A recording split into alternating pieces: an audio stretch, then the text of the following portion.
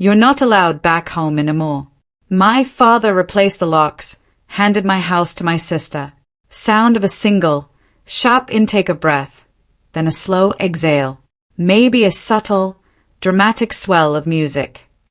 Can you imagine paying for your family's house for 18 months, pouring your life savings into it, only for them to kick you out and hand the keys to your golden child sister? That's what my parents did to me. But what they didn't know was that I held all the cards. And when I finally understood the game they were playing, well, the game was over. Let me tell you how I burned it all down. My name is Lauren. I'm 30 years old. And honestly, my life was pretty normal. Regional manager for a distribution firm. Decent pay. Nothing exciting. For a while, I was living at home with my parents. Yeah, I know how that sounds, but it made sense at the time. My boyfriend, Noah, he's a great guy, works at a dental practice. We've been together about a year and a half. My folks, they weren't exactly his biggest fans, but whatever. Then there's Olivia, my younger sister. She's 27, married to Tyler. They are the golden children. According to Mom and Dad, Olivia and Tyler could do no wrong. Me? I was more like the dependable backup plan, the one who fixed things when they broke. So, this story starts on a Tuesday. I was at work, sitting in my office, pretending to care about inventory reports. My phone buzzed.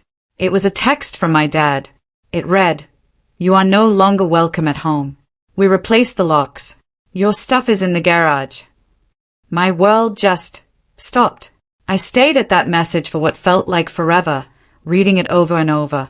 Sure, I was missing something, some context. But no, it said exactly what it said. I called him immediately.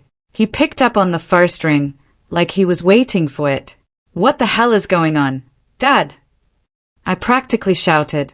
His voice was flat. "Lauren, it's time to figure out your own life. You're 30 years old." My brain just froze. I don't understand.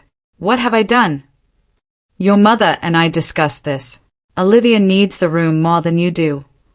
Olivia, of course. My sister. Can we at least talk about this in person? I pleaded. There's nothing to talk about. We've made a choice. Then Mom got on the line.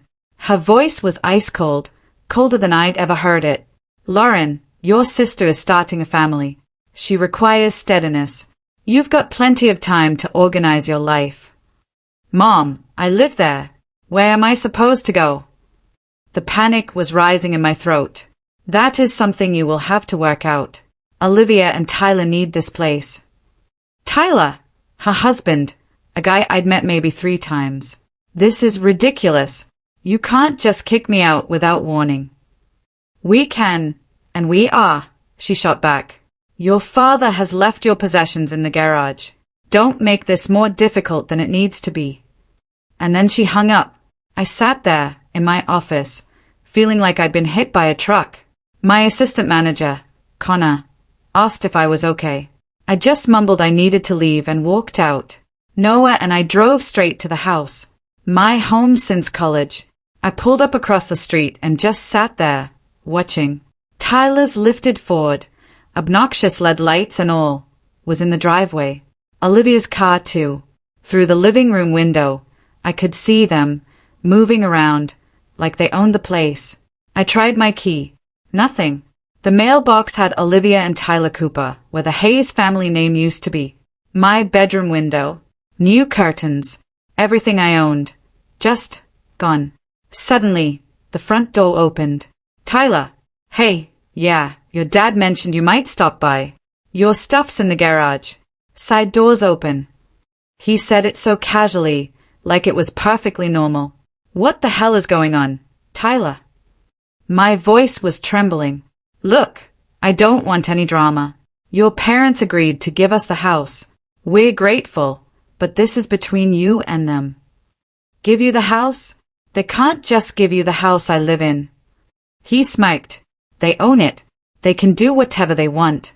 Now, if you don't mind, I have stuff to do." And he closed the door in my face. A white-hot rage flickered inside me, but I swallowed it down. I went around to the garage. The side door was unlocked, just like he said. My belongings were there, dumped in boxes and garbage bags. Not neatly packed, just tossed. My laptop, my clothes, tools, books, all treated like trash. Noah and I made 3 trips, loading everything into my car. All the while, I kept thinking, this has to be a mistake, a misunderstanding. But it wasn't. That night, I checked into a Holiday Inn. I sat on the bed, laptop open, trying to process everything. My banking app. I just wanted to make sure nothing else had gone wrong. And that's when I saw it. A monthly payment of $3,000 to the mortgage company, automatically deducted, every single month for the past 18 months. Oh, the mortgage. A year and a half ago, Dad had called me, terrified. They were behind on payments, about to lose the house. They asked if I could help them refinance. My credit was good. Theirs wasn't. I signed the paperwork, got them a better rate, dodged a bullet. Dad promised it was temporary, that he'd take over payments in a few months. I set up autopay to help them out, and honestly, I completely forgot about it. It just became background noise. $3,000 every single month. I had paid $72,000 for a house they had just kicked me out of. I sat there, my eyes glued to that payment history, until about 3 a.m. My phone kept buzzing. Noah.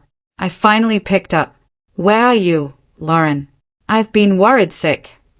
I told him everything. He was silent for a long moment. I told you they were using you, he finally said. I know, I whispered. What are you going to do? I had no idea, but then, on my screen, I saw it, the autopay button. With one click, everything could end. I didn't click it, not yet. Something inside me, a tiny spark of something I didn't recognize, told me to wait, to see how this played out. I spent the next few days in that hotel room, trying to make sense of the madness. I called in sick Wednesday and Thursday. I couldn't concentrate on anything. Noah came by Wednesday night with takeout. He was furious, not at me, but at my family. I've been telling you for months something was off with them. I know, I mumbled. Every time we visited, the little jabs. My mom, still living at home, while Noah sat right there. My dad, constantly asking when I was going to start a real profession. He was right. I'd just ignored it because they were family. And that's what you do, right? Ignore the bad stuff. So, what are you going to do? He asked again. I need to talk to Ryan. Ryan was my college roommate, now a real estate lawyer. He did pretty well for himself. I called him Thursday morning. Dude, I need your help with something legal. I explained everything. The text, the locks, Olivia and Tyler moving in. Then, I told him about the mortgage. A long, heavy silence. Wait, is the mortgage in your name? He asked, his voice slow. Yeah, I refinanced it for them a year and a half ago. Another pause. Lauren, do you know what that means? That I was paying their bills. No, it means you legally own the house. If your name is on the mortgage and the deed, you own the property. My brain short-circuited again. But they've been there for like 30 years. Doesn't matter who's been there. It matters who's on the deed. I don't know. I'd need to check the papers. Find everything. Bring all of it to my office tomorrow. Every document, bank statement, everything. I met him Friday afternoon at his downtown office. It was a fancy place, made me feel like I should have studied more. I spread all the documents across his conference table. Ryan went through them, piece by piece, for about an hour. Okay, so here's the situation, he finally said. You are the principal borrower on the mortgage. Your parents are listed as co-borrowers, but you are legally responsible for the loan. And according to these bank documents, you've made every single payment for the past 18 months. That's $3,000 a month, $72,000 total. Yeah, they cannot just hand this house to your sister. They do not have the legal authority to transfer property with an active mortgage in someone else's name. So, What does this mean? I asked, a strange mix of fear and something else brewing inside me. It means they screwed up. Big time. He kept sifting, then pulled something up on his laptop. Holy, Lauren, what? What? Your parents put their property up for sale 2 weeks ago. He turned the screen. My childhood home, listed for $250,000. Every room, including my old bedroom, which was now a nursery. How did you find that? I whispered. Public record. MLS listings are all online. That night, back at the hotel, I scrolled through Olivia's Instagram. She'd been uploading remodeling pictures for months. New kitchen cabinets, fresh paint, new flooring, all of which I had been paying for, unknowingly. Then I found Tyler's Facebook. 2 months ago he'd written, finally realized my dream of home ownership. No more renting. Hard work pays rewards. #blessed homeowner. Hard work. This guy thought he'd worked hard for the house I was financing. People were congratulating them, Olivia's friends, relatives, people I didn't even know, for their accomplishment. Noah came over Saturday. I showed him everything. Are you kidding me? They are selling it without telling you, when you're paying the mortgage. He was angrier than I was. I just felt numb. What did Ryan tell you to do? He said to document everything. Every payment, every text, every social media post. Build a case.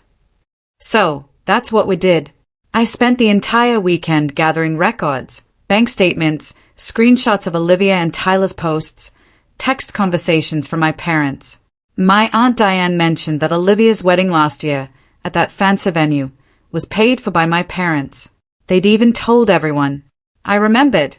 I had handed them $6,000 for that venue because Dad said they were short that month.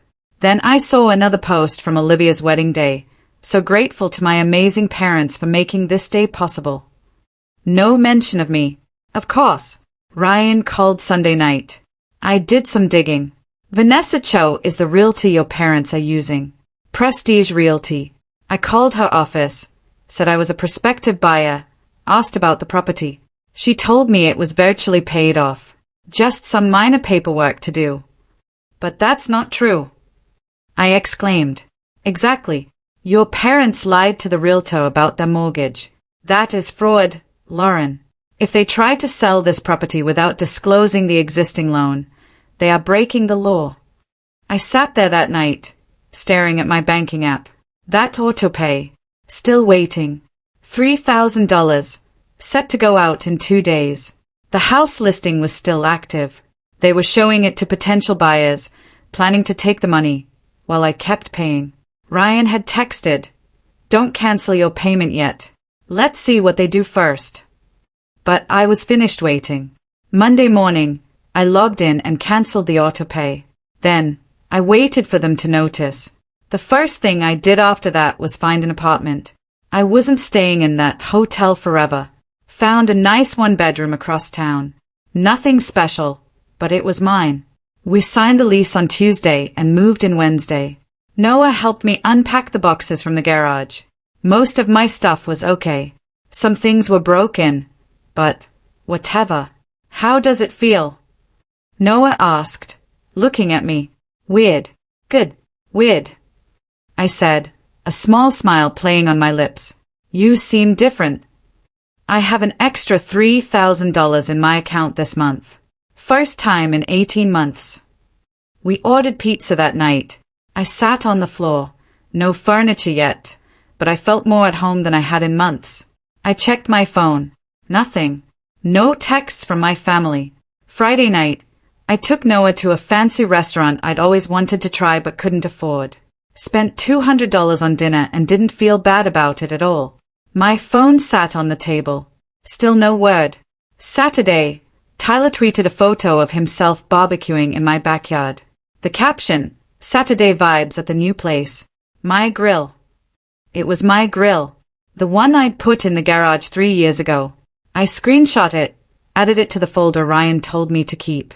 Sunday, Olivia uploaded a photo of paint samples. Can't decide on nursery colors. Help. Nobody questioned where the nursery was, or how they could afford a whole house. Everyone just acted like they'd earned it. The second week, they started calling. Mom left sweet voicemails. Dad sent increasingly heated texts. Olivia asked if I'd heard from them. I ignored it all. The panic started in the third week. Monday, 3 missed calls from Mom, no voicemails. Tuesday, 2 missed calls from Dad, 1 voicemail. Lauren, this is getting ridiculous. Call me back. His voice was tight, strained. Wednesday, Mom left another message, her voice higher pitched this time. Lauren, D, please call back. We need to talk about something regarding the house. It's important. And there it was. The house. I texted Ryan. He replied. They noticed. Don't respond yet. Thursday afternoon, an unknown number called. I let it go to voicemail. Hello, Miss Hayes. This is Vanessa Cho of Prestige Realty. I'm working with your parents to sell the property at 847 Maple Street. We've run into some issues with the closing process and I need to chat with you regarding the mortgage situation. Could you kindly contact me back at your earliest convenience? Her tone was professional, but I could hear the barely suppressed fury. I texted Ryan. He called me immediately. The buyers undoubtedly found the financing discrepancy during that title investigation. The entire deal is probably falling apart right now. Good, I said, a grim satisfaction spreading through me. Do you want me to call the realtor? Not yet. Let them panic a bit more. Friday was chaos. My phone went nuts. Mom, 4 times. Dad, 3. Olivia, twice. Olivia left a voicemail. What the hell is going on? The bank keeps calling Mom and Dad for payment or something. Do you know anything about it? An hour later, she called again. This time, I answered. Oh my God, Lauren. Finally, what is happening with the house? You tell me. You live there. The bank is calling and saying something about missing payments, which I don't understand. Mom and Dad said the house was paid off. That's odd, I said, my voice carefully neutral. A long pause. Wait, is the mortgage under your name? Paperwork's funny like that. Are you serious? You've been paying it this whole time. Was not? What does that mean? It means I stopped making payments on a residence I no longer live in. Remember? You guys changed the locks. Oh my God. She hung up. 8 minutes later, Dad called. I let it ring. Voicemail. I'm not sure what game you're playing, but this has to stop. Please call me back. Quickly. Then Mom called. Voicemail. Please, honey. We really need to discuss. There's something wrong with the mortgage company. They claim we're late on payments. I texted Dad back, not playing games. You said I'd make my own plans, so figure it out. Noah came over Saturday morning with coffee. How many times did they call yesterday? Stopped counting at 20. We were watching a movie, and my phone kept flashing. Every buzz felt better than the last. Sunday night, Olivia sent a long text. Lauren, please talk to us. I'm not sure what's going on, but we can sort it out. Mom and Dad are very anxious, and the realtor keeps calling about issues with the sale. Please call them back. I read it twice, then switched off my phone. Noah looked at me. Are you okay? Never better, I said, and a genuine smile finally touched my lips. My phone was silent, resting on the table. Ryan texted my work phone. They're probably in full panic mode now. Ready for the next step? I replied, yeah, let's do this. Saturday morning, Mom texted, we should chat. Just coffee, please. I showed it to Ryan. He responded, go. Let them talk. Observe what they try to pull. Noah offered to come. Nah, I got this. But stay on speed dial. I met them at a diner halfway between my apartment and the house. Got there first, ordered coffee, and waited. They showed up 8 minutes late. Dad looked haggard, with bags under his eyes. Mom's makeup couldn't hide that she'd been crying. Then Olivia walked in behind them. An ambush. Tyler wasn't there. Thank God. They sat across from me. Olivia was clearly pregnant, maybe 5 or 6 months. That pregnant glow everyone talks about. It made the whole situation feel even more manipulative. Nobody spoke for a minute. Dad finally started. There's been some confusion about the house finances. I just sipped my coffee, letting him speak. We didn't realize you had been making mortgage payments for 18 months. $3,000 each month. You didn't realize $72,000 was missing from your accounts. I asked, my voice flat. Mom jumped in. We thought your father was handling it. I thought Dad owned the house. Turns out we were both mistaken. Olivia's eyes were red-rimmed. We assumed it had been paid off. Mom and Dad told us it was a gift for us. You can't give something you don't possess, I stated calmly. That's basically theft. We put our savings into that house. Olivia's voice rose, cracking. New kitchen, new floors, everything.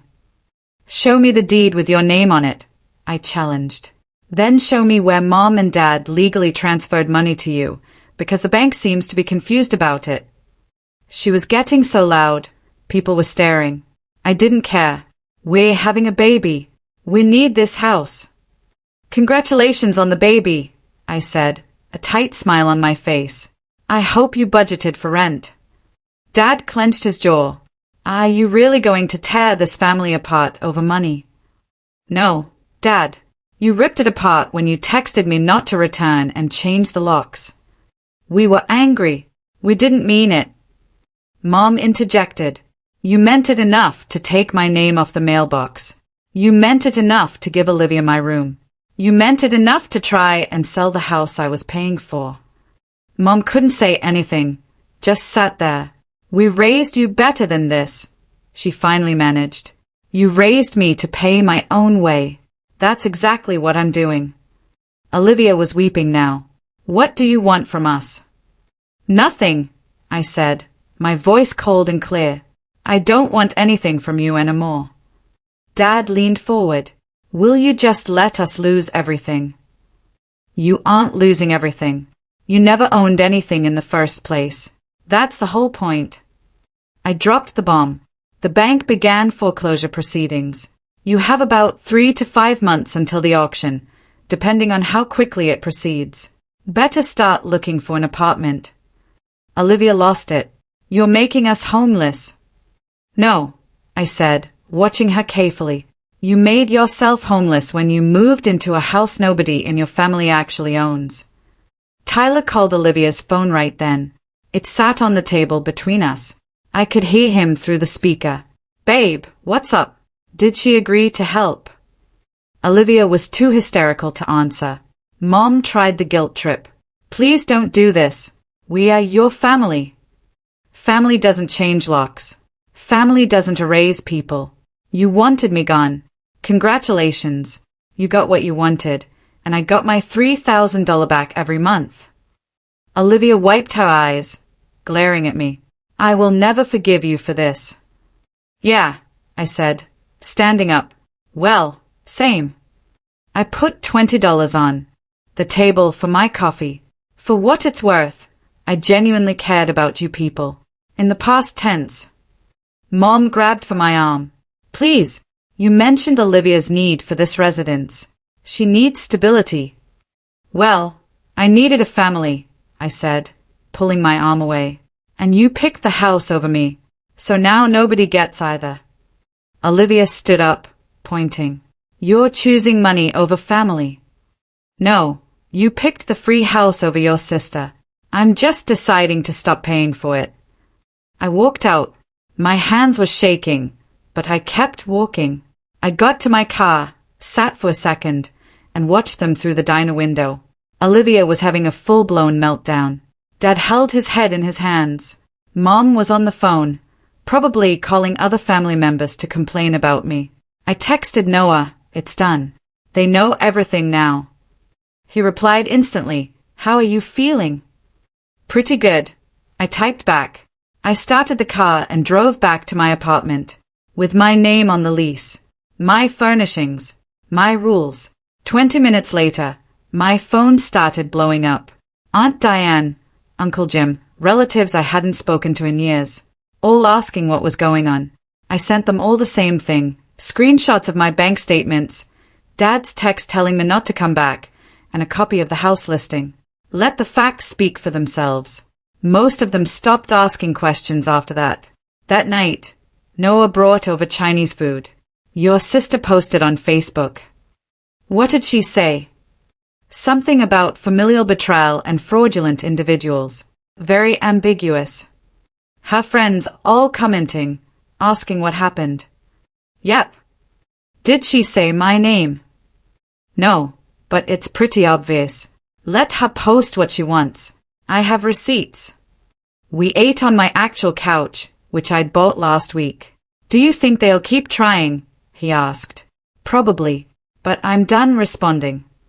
My phone buzzed. Dad, I let it ring out. It feels good, doesn't it? Noah said, watching me. What? Not being their backup plan anymore. Yes, I said, a deep sense of calm settling over me. It really did. Within a week of that coffee meetup, Olivia went utterly nuts on Facebook. It started vague, you truly find out who people are when things get bad. Then, blood doesn't mean anything to certain people. Her friends piled on, you alright, girl? What happened? DM me if you need to talk. She never explained, just posted cryptic rubbish daily. Extended family started calling. I emailed them the bank statements and Dad's text. They slowly started to piece together the truth. I didn't bother with the ones who just believed Olivia. Olivia even showed up at my apartment building on a Thursday, screaming in the hall. Noah called me at work. Building security had to remove her. When I got home, Noah was writing an incident report. Your sister's completely unhinged. Yeah, I sighed. I'm starting to see that. Dad called, interested in buying the house. I quoted him the full market value. He said they couldn't afford it, wanted some equity. I laughed. Mom came on, weeping about Dad's blood pressure. I told her he wouldn't have to worry about home payments anytime soon. Hung up. Olivia posted a lengthy diatribe on Facebook, calling me out specifically. It made it sound like I'd messed them over at random. Family members who knew the truth called her out in the comments. She removed it after 2 hours and blocked half the family. Months passed. The foreclosure paperwork moved forward. Ryan handled most of it, keeping me updated on deadlines and court dates. Tyler and Olivia hired some bogus lawyer. On Friday, I received a cease and desist letter. Template websites are crap, Ryan chuckled. He returned a legitimate legal letter citing mortgage fraud and potential criminal penalties. That silenced them for 2 weeks. Mom began emailing old photos of Olivia and me as children, family vacation pictures. Noah pointed out that none were recent. All from 10 years ago, he observed. They've been erasing you for a while. You just didn't see it. I blocked their numbers that night. Ryan called Saturday. Auction set for 2 weeks from today. Friday, 10 a.m. Should you go? This is your property, he said. It would be interesting to watch. Yeah, I think I will. Do you want me there? Nah, but thanks. Noah insisted on coming, though. I am not missing this. I want to see their faces when it's over. I couldn't argue with that. I woke up the day of the auction with strange feelings. Not nervous, not exactly, but knowing that today would alter everything. Noah greeted me at my apartment. Ready for this?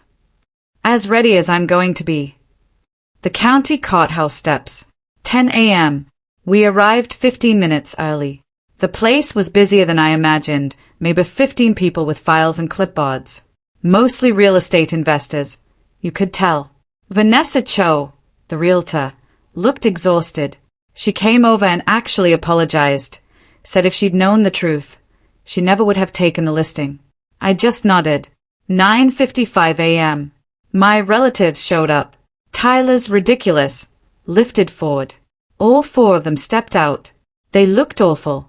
Olivia was clearly pregnant, at least 8 months along. Mom's hair was a disaster. Dad looked like he'd aged 10 years. They saw me and Noah near the steps. Olivia started heading towards us, but Mom grabbed her arm. Tyler was glaring at me from across the parking lot, trying to look tough. It didn't work. I gave them a small wave. Noah snorted. "You're terrible." "I know." The auctioneer, an elderly man with a clipboard and microphone, appeared at 10 a.m. sharp. "All right, everyone. We have several properties today. First up is 847 Maple Street." He reeled off the details. 3 bedrooms, 2 bathrooms, 1,800 square feet. Needs some maintenance, but has strong bones. We'll start bidding at $200,000. The bids went up. One investor pulled out at $240,000. Going once, going twice. The last investor lifted his paddle. No one else bid. Sold for $240,000 to bidder number 39. The gavel came down. That was it. 15 minutes. It was over. Years. A family conflict brought to an end by a man with a paddle and a bawd voice. Olivia practically slumped onto one of the benches. Not fainting. Just, her legs gave out. Tyler yelled at the auctioneer about something. Mom and Dad just stood there, looking utterly defeated. Dad noticed me and started walking over. Noah tensed. "Do you want me to?" "Nah. Let him come." He paused about 4 feet away. "Are you happy now?" "Happy isn't the word," I said, looking him dead in the eye. "But I'm not unhappy. Your sister's about to have a baby, 8 months pregnant, and now she's got nowhere to go. She's been pregnant for a while. Dad, we had plenty of time to work out housing. Is this who you've become? This cold? You sent me a text saying don't come back and change the locks. You taught me how to be cold, Dad." Mom came up behind him, tears streaming. "We're going to lose everything because of you." "No, you've already lost it. This just made things official." Olivia lurched over, makeup dripping. "I detest you. Do you hear me? I hate you." I didn't say anything. "We're homeless because of you. Homeless." "You were homeless," I corrected her, my voice clear and steady, "because you moved into a house that no one in your family owned or paid for. That's called lousy planning." Tyler walked forward, getting right in my face. "Watch how you talk to her." Noah moved quickly between us. "Oh, what, Tyler? Are you going to assault her right now, in front of all these witnesses and the courthouse cameras?" He motioned to the security camera over the entryway. Tyler backed off, his face red. Olivia's voice became quiet. Scary quiet. "You know I'm having a girl, right? Your niece. Your family." I looked at her for a long second. "I hope you teach her better than you learned. Don't steal anything that isn't yours." Even Mom looked stunned. Dad's mouth actually dropped open. "Come on," I murmured to Noah. "We're done here." We started walking to the car. Olivia screamed behind us. "You are dead to me. Dead. Do you hear me?" I didn't turn around. Just kept going. When I got to the car, my hands shook as I tried to put the key in the ignition. That was intense. Noah said, his voice low. "Yeah. Are you okay?" "Ask me in 5 years," I said, and we sat there for a minute. My phone vibrated. "Ryan, after paying off the mortgage and all costs, you're looking at a profit of around $42,000. Should be in your account in 2 weeks." I stayed at the message. "It's not even about the money anymore," I told Noah. "I know," he said. "It's about being free." That weekend, we went house hunting. Looked at maybe 8 places. I found this lovely 3-bedroom home with a fenced yard. Some small repairs needed, but nothing major. "This one's good," Noah said, standing in the empty living room. "Yeah," I agreed. "For me, a guest room." And he trailed off. "And maybe a kid's room eventually, if you want, someday." He looked uneasy saying it. "Yes," I said, stepping closer. "I want that. But first, let's get married." Do it correctly this time. Is this a proposal? He grinned. That, I said, taking his hand, is a preview of a proposal. The real one will be better. We submitted an offer that afternoon. Every document had both of our names on it, equal ownership, the way it should have been from the beginning. The offer was accepted Monday morning. I sat in my apartment that night, looking at the documents. My home, actually mine, with someone who truly cared about me. 5 months passed. 5 months spent really enjoying my life instead of solving everyone else's problems. Noah and I closed on the house, moved in late summer, spent weekends painting rooms and renovating the backyard. His cat claimed the bedroom window as his territory. Everything felt good, for once. Work promoted me to senior regional manager. Better salary, better hours. I actually had time to do what I wanted. My family. No contact. Blocked numbers stayed blocked. Social media remained silent. Life was good. Then, one Saturday morning, my phone rang. Unknown number.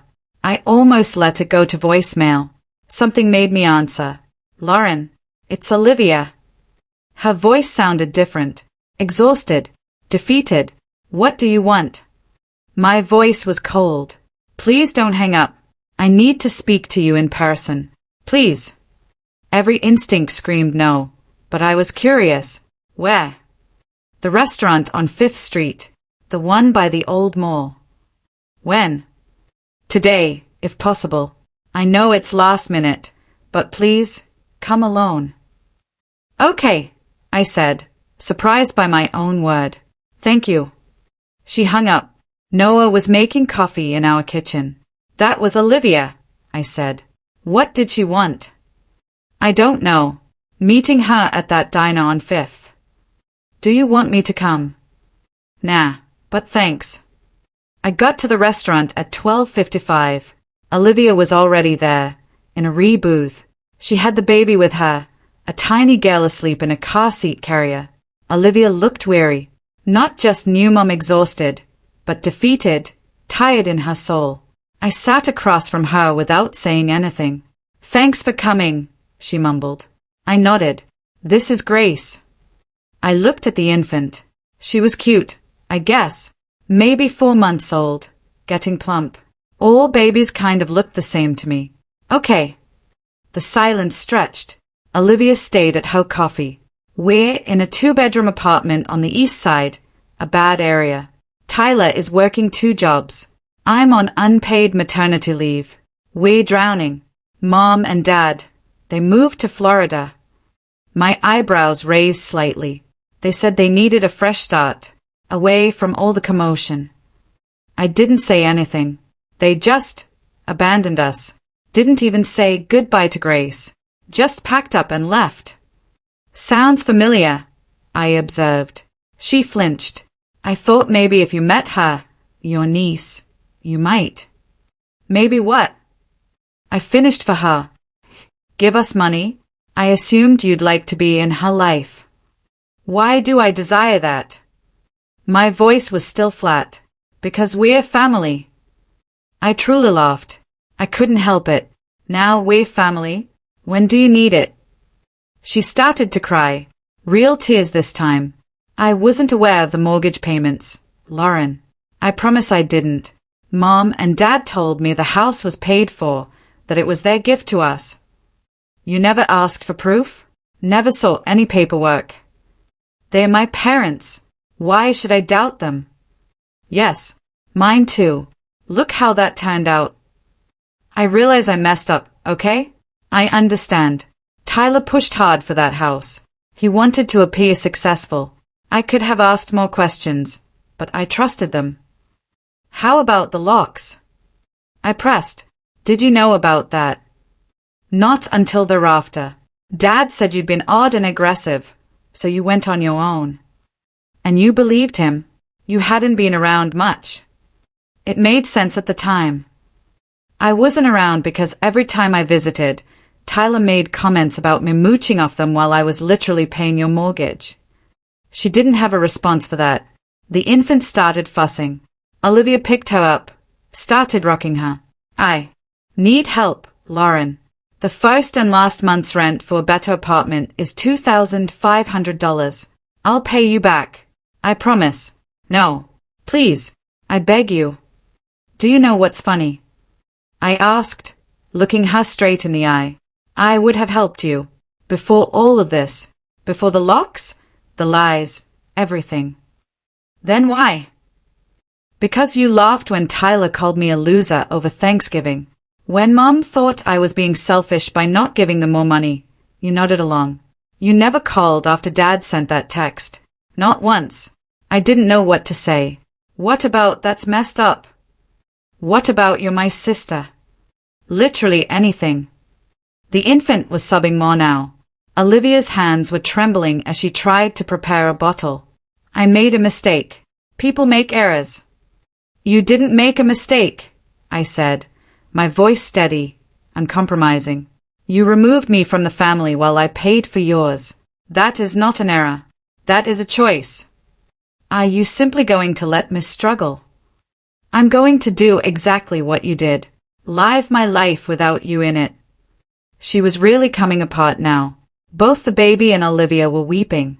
The entire booth was a chaotic mess. You're punishing a baby for my mistakes. I'm not punishing anyone. I'm just not saving you. There is a difference. Tyler said you were too selfish to help, she wailed. Guess his opinions are working out great for you so far. I stood up, took out my wallet, and placed two $20 bills on the table for her meal. That's more than you gave me, Lauren. Please. I hope things work out for you, really, but it won't be because of me. I walked out. She didn't follow this time. I got to my car. My phone buzzed. Noah. How did it go? Exactly like you'd expect, I texted back. Coming home? Yeah. 15 minutes. I'll order from the Thai restaurant you prefer. Home. My house. With someone who genuinely cared about me. I drove past my neighborhood. Nice streets. Good schools. Safe. I pulled into my driveway. My name and Noah's were on the mailbox. Noah sat on the couch, surrounded by wedding magazines. Are you okay? Yeah, actually, yes. She tried everything, even guilt. Everything. The baby, the money, the family card. And you said no. He hugged me. Proud of you, he murmured. I thought I'd feel horrible, I admitted. Guilty or something. But you don't. No, I feel free. We planned the wedding over the next several months. A small thing, just close friends. Nobody from my family was invited. We never heard from them again. I eventually changed my phone number, just to be safe. Aunt Diane would occasionally text Noah with updates. Parents were suffering in Florida. Olivia and Tyler were constantly arguing. We never asked for specifics. 10 months after the auction, Noah and I were on our back patio. Early evening, summer. Everything felt amazing. I had a little bump. 2 months along. We'd found out a few weeks ago. Do you ever think about them? He asked, watching the sunset. Sometimes. Do you miss them? I thought about it. Really thought about it. No, I finally said. I miss the notion of what I believed they were, rather than what they actually were. Do you think they'll reach out once they learn about the baby? Probably, I said, smiling softly, when they need something. Are you going to answer? What do you think? He grinned. I think you're done being their backup plan. My phone buzzed. Unknown number. I looked at it, let it ring out. Then I set it face down on the table. Do you know what's crazy?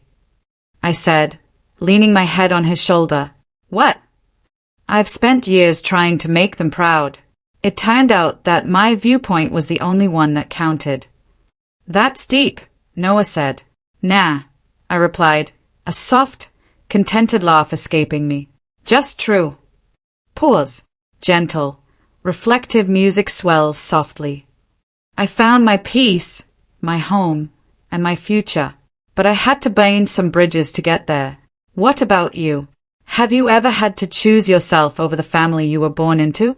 Tell me your stories in the comments below. I really want to know what you think.